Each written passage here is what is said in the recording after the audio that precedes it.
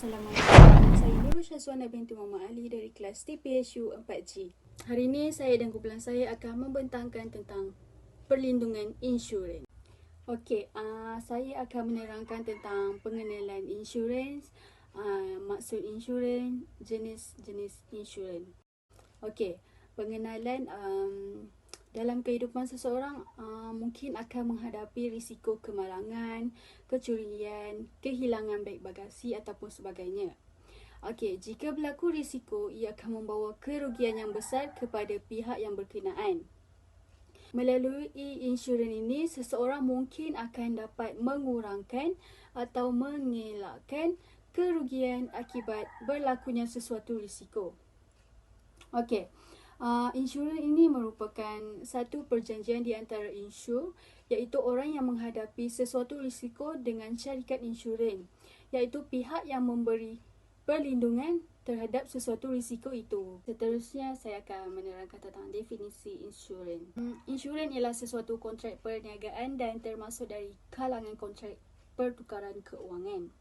Okey, untuk seseorang yang mengambil insurans, pihak insurans perlu membayar jumlah tertentu kepada pencaruman insurans apabila berlakunya risiko seperti kemalangan, kematian dan sebagainya.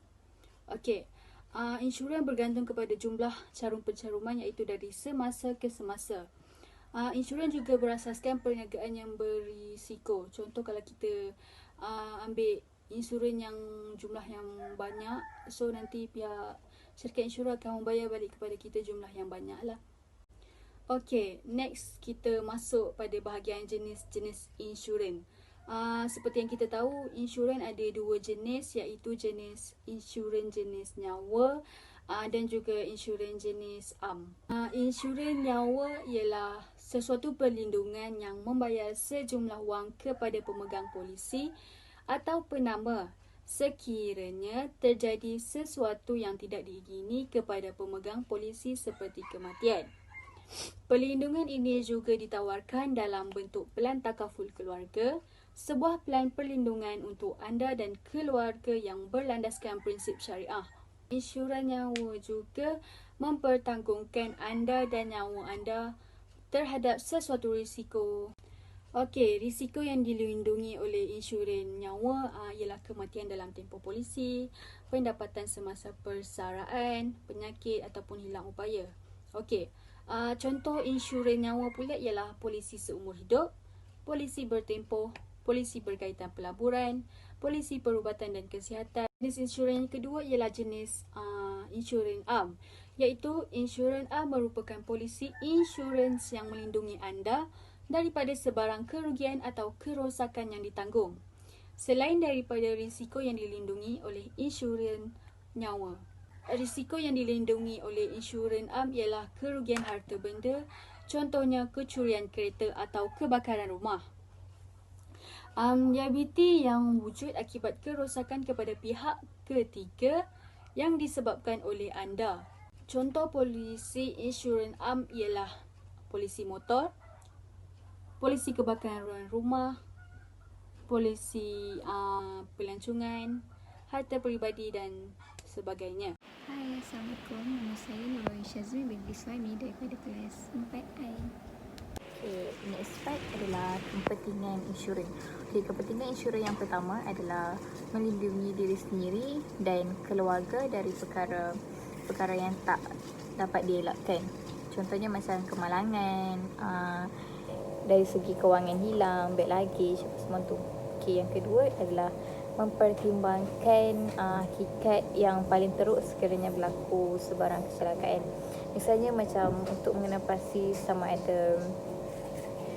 ada anda memerlukan insurans nyawa, anda seharusnya mempertimbangkan hakikat yang paling teruk sekiranya berlaku sebarang kecelakaan tadilah. Sekiranya anda meninggal dunia keesokan hari, adakah keluarga kesayangan anda akan dilindungi dari aspek kewangan? Sekiranya keluarga anda akan menghadapi kesusahan dari segi kewangan sebab pemergian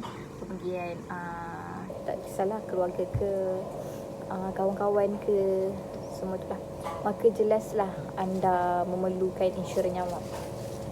Manfaat selepas kematian akan menggantikan pendapatan anda dan juga membantu keluarga anda menangani keluhan kewangan yang lain. Contohnya kalau macam buat insurans ni, dia dapat bantu kita dari segi kewangan, pendapatan, dapat backup kita balik lah kalau kita membuat insurans. Tu pentingnya kita ada insurans. Lepas tu manfaat ketika menghadapi kemalangan. Contohnya kematian akan menggantikan pendapatan anda yang macam tadi saya cakap lah. Adakah anda pasti keluarga anda berupaya untuk membayar pembelanjaan terakhir anda seperti pembelanjaan perubatan, pembelanjaan pengembumian, cukai hutang dan bayaran pengumuman? Adakah mereka berupaya juga pembelanjaan pengembumian? Semua tu pembayaran rutin seperti sewa, pinjaman perumahan, makanan, mereka berupaya untuk membayar semua tu. Pakaian, pengangkutan dan pembayaran kesihatan, semua tu lah. Sekurang-kurangnya di tahap awal. Bagaimana pula dengan matlamat kewangan? Jangka panjang anda. Dengan pemikiran anda adakah pasangan anda dapat mempunyai wang yang secukupnya untuk pendidikan yang tinggi anak anda ataupun untuk tujuan persaraan. Adakah anda juga beringinan untuk meninggalkan sesuatu untuk anak cucu anda? Polisi insurans nyawa juga di Malaysia adalah paling sesuai untuk mereka yang mempunyai ahli keluarga yang bergantung kepada mereka dari segi kewangan. Kita dalam dunia ni mesti penting dengan kewangan apa semua tu kan. So inilah penting jaga insurans bagi kita yang berkeluarga. Maka ia tidak wajib bagi kanak-kanak ataupun pesara yang tiada sumber pendapatan atau ahli keluarga yang bergantung kepada mereka dari segi kewangan. Okey, bersama saya lagi dengan Nur Syazmin. Okey, dekat sini yang saya dapat ialah contoh plan insurans. Okey, plan insurans ni ada banyak, tapi saya ambil 3 je sebagai contoh untuk dalam presentation saya lah. Untuk plan insurans ni saya tak cerita sedikit sebanyak lah. Saya cerita mana saya dapat dan tahu. Okay. Plan insurans ni dia ada banyak tahu. Macam contoh yang saya ambil ni insurans annual plan, family plan, child plan. Kayaknya macam family ke kanak-kanak macam tu lah. Dia semua sama macam pembatalan perjalanan apa semua tu sama, tetapi kuantiti dan kos dia tu berbeza. Macam kalau yang ada annual plan ni dia 30,000. Macam kalau family kan ramai, so mahal sikit lah, kuantiti dia pun banyak dan meningkat. Macam kanak-kanak 20 saja. Kanak-kanak macam biasalah. Contoh kalau macam kita pergi jalan mana-mana pun tiket kanak-kanak akan dapat murah. So seperti macam plan insurans yang saya dapat ni, macam tu jugalah. Kalau macam kita faham dari segi macam kita selalu pergi beli Gizu ke mandi-mandi ke, macam tu lah yang saya cerita. Haji Abdul Rahman daripada kelas TPSU 4G. Hari ini saya akan menerangkan tentang hadis berkaitan insurans. Okey, menurut Ibn Rushd, kurangnya maklumat tentang keadaan barang, wujud keraguan pada kunci barang, kuantiti dan maklumat yang lengkap berhubung dengan harga, ia turut berkait dengan masa yang diserahkan barang keutamaannya ketika wang sudah dibayar tetapi maksud diserahkan barang itu tidak ketahui. Okey, di sini menurut Ibn Rushd berkatakan bahawa apa-apa saja barang yang maklumatnya kurang, terdapatnya keraguan lepas barang diserahkan tak tahu bila adakah barang itu wujud atau tidak, itu yang dikatakan insurans itu adalah haram. Okey, menurut Ibn Taymiyah pula mengatakan bahawa apabila satu pihak mengambil hak dan satu pihak lagi tidak menerima hak yang sepatutnya ia dapat. Okey, di sini mengatakan bahawa insurans ini tidak adil. Apabila orang tu mendapat haknya dan kita tidak mendapat hak kita, jadi berlakulah unsur tidak keadilan dalam situasi ini. Seterusnya, definisi takaful. Okey, takaful adalah kata terbitan bahasa Arab iaitu kafala yang bermaksud jamin, dan perkataan takaful membawa maksud saling menjamin. Oleh itu, pemufakatan antara sekurang-kurangnya dua pihak yang bersetuju untuk saling menjamin antara satu sama lain sekiranya berlaku kerugian disebabkan ditipu bencana atau musibah, ia ditakdirkan sebagai takaful. Takaful ni bermaksud macam apabila seseorang tu ditipu musibah, dan apabila kita membayar setiap bulan, ia bukan dipanggil bayar, dipanggil mencarum. Kita mencarum setiap bulan, itu niat kita hanyalah untuk bersedekah, untuk membantu orang yang akan akan ditimpa bencana musibah, kerana kita tidak ketahui apa akan berlaku kepada kita selepas ini kan. So ia diiktirafkan sebagai takaful, iaitu menjamin antara satu sama lain.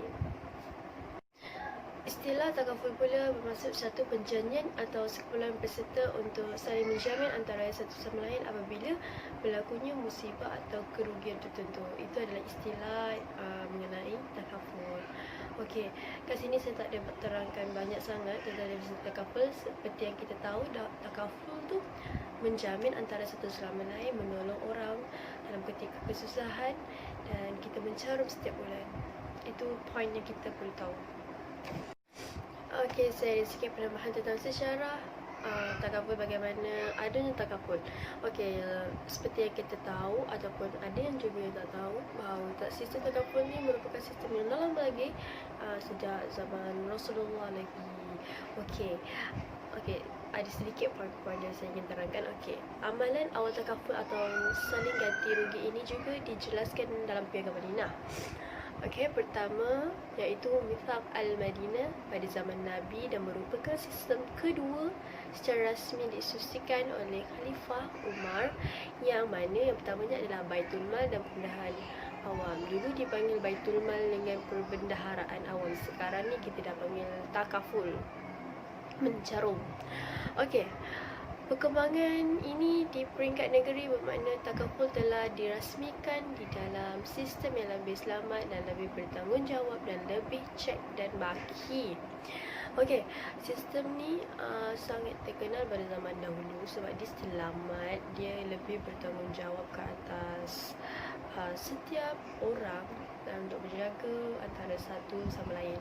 Okey, dalam tempoh ini beberapa produk takaful telah berkembang, bukan saja sekitar wang papasan tetapi juga dawania yang merupakan papasan profesional kepada gubernur dan pada negeri. Oleh itu, sistem takaful sebahagian daripada perdagangan dan perdagangan pada masa itu, dan keadaan ini berterusan selama beberapa abad sehingga akhir Perang Dunia.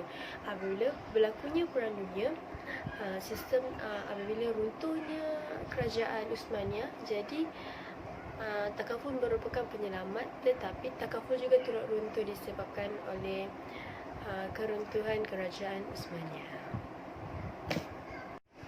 Pada zaman Rasulullah juga ia dipanggil sebagai sistem akilah.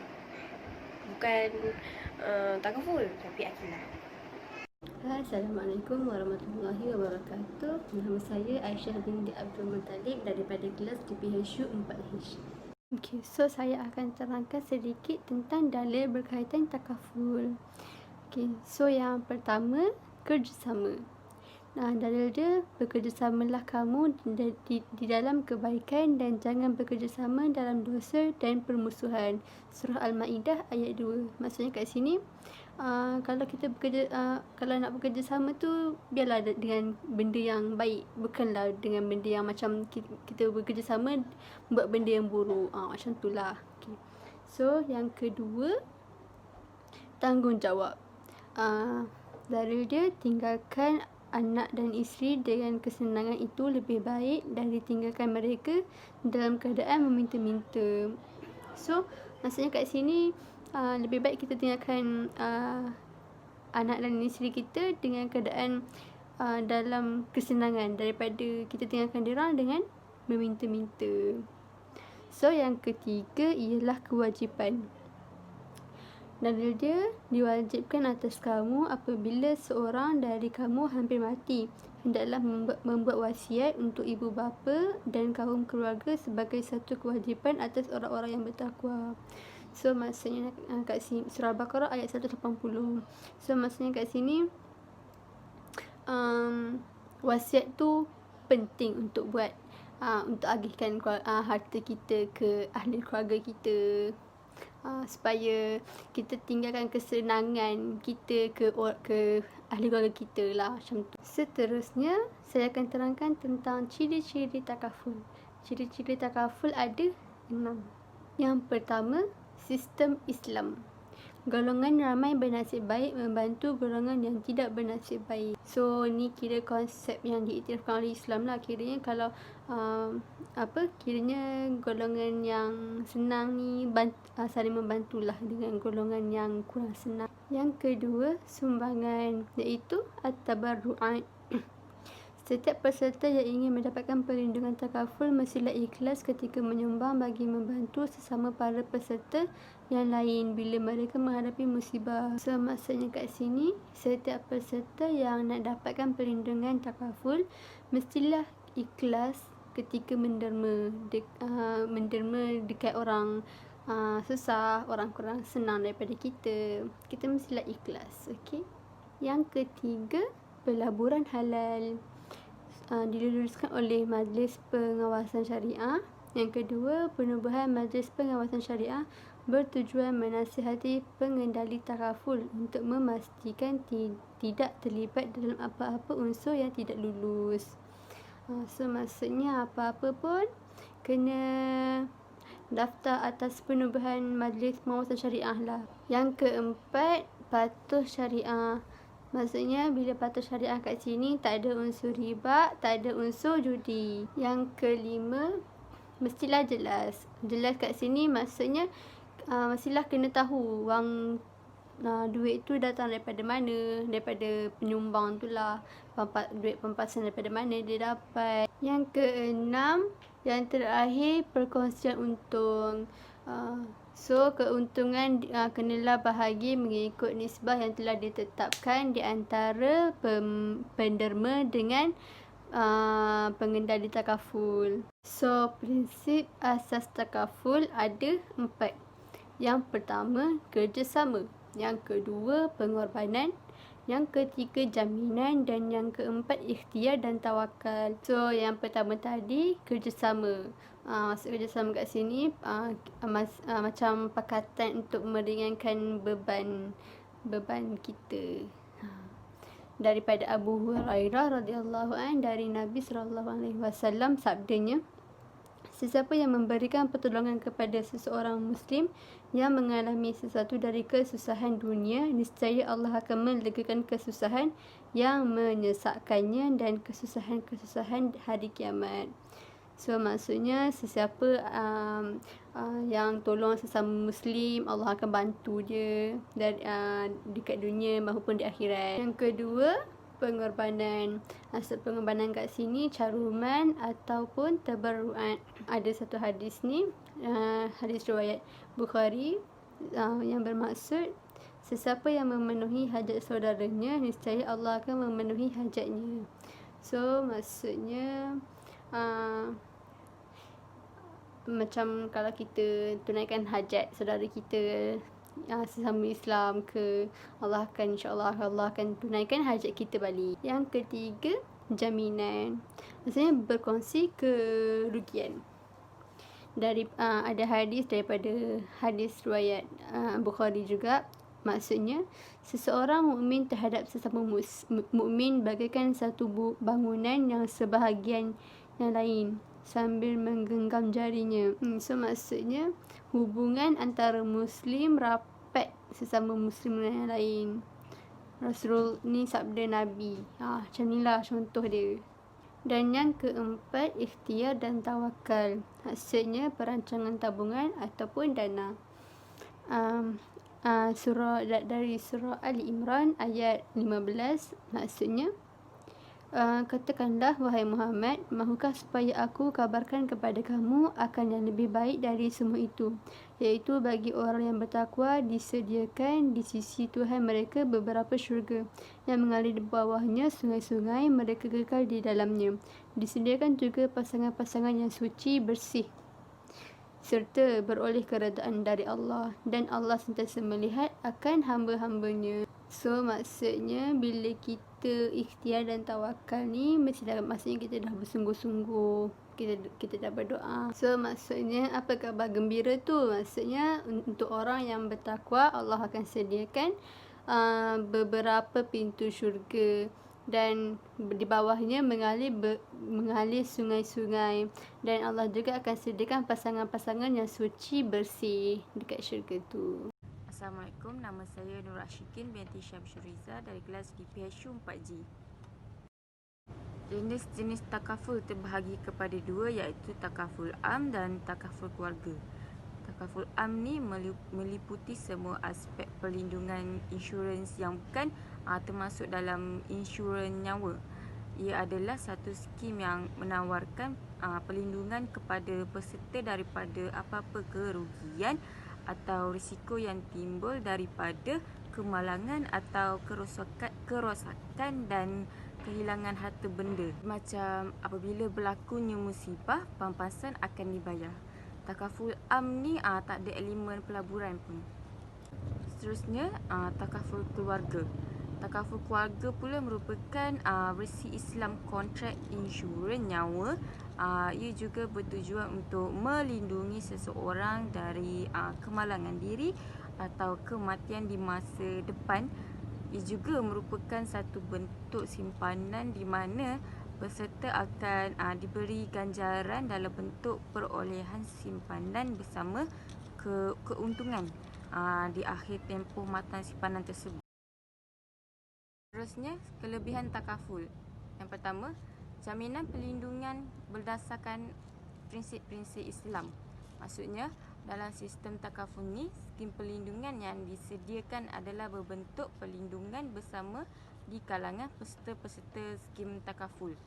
Konsep saling menyumbang dan saling melindungi diri bersama di kalangan peserta-peserta adalah unik berbanding dengan kebanyakan sistem insurans konvensional, sebab kontrak takaful hanya di kalangan sesama peserta sahaja.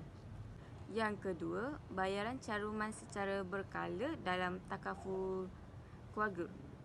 Kaedah pembayaran secara berkala ni diamalkan oleh syarikat insurans hayat.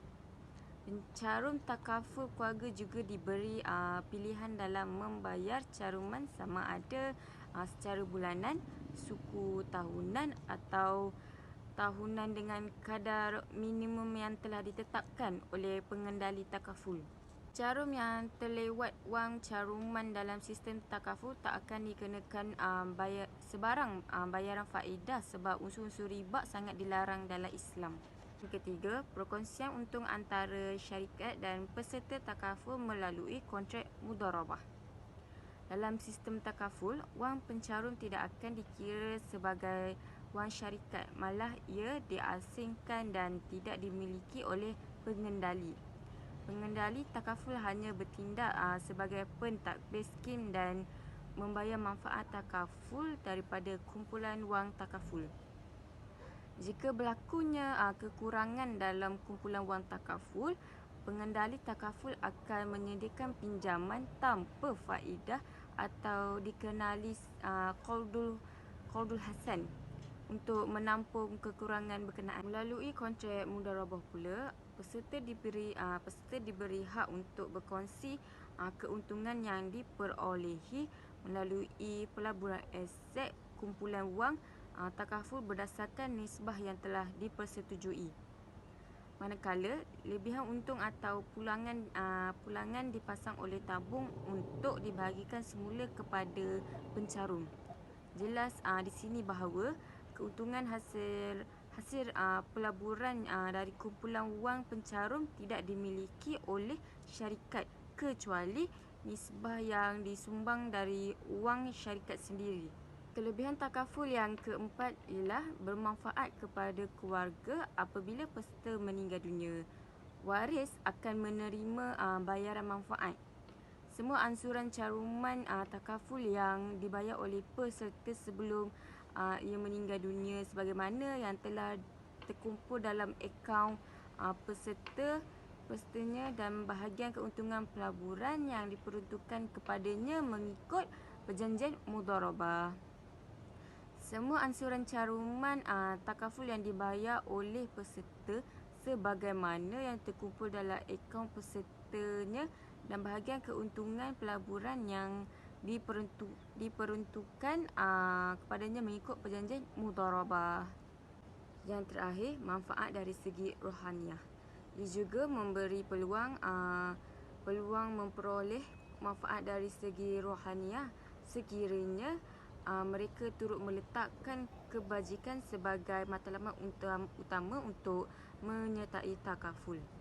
Ini kerana selain mencarum untuk keperluan diri dan keluarga, peserta juga dapat memenuhi tanggungjawab yang disyariatkan oleh agama dan tuntutan sosial menerusi 3 prinsip utama yang terkandung dalam sistem takaful, iaitu saling bertanggungjawab, saling bekerjasama dan membantu, dan yang terakhir saling melindungi dalam sebarang kesusahan. Sebab perlu ambil insurans semasa melancong atau menunaikan haji atau umrah.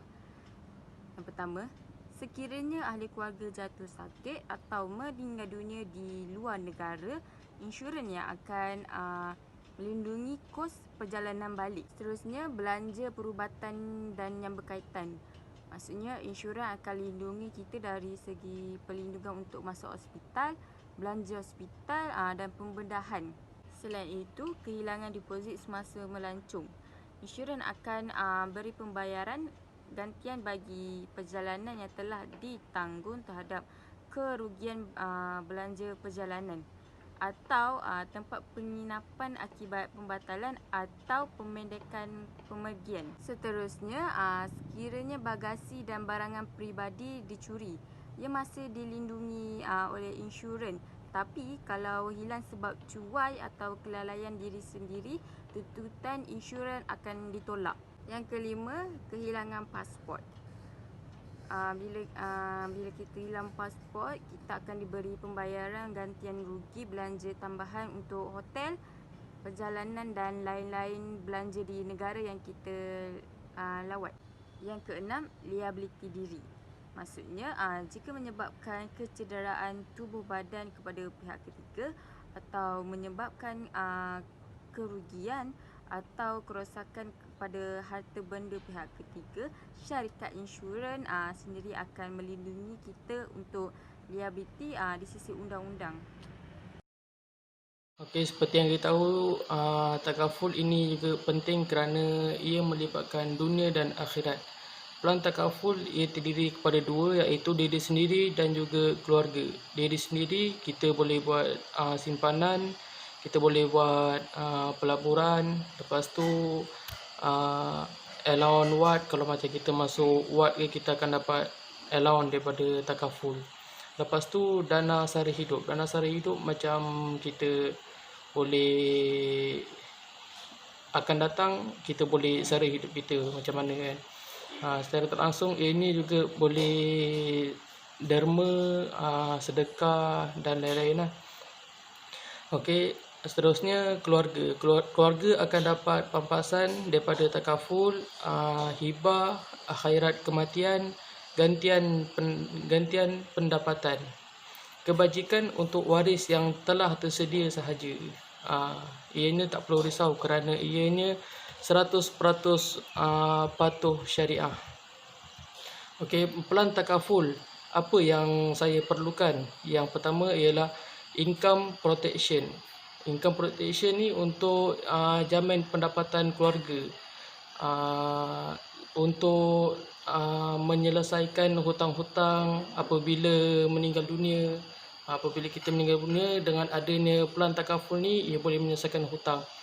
Okay, seterusnya meninggalkan harta kepada ahli keluarga.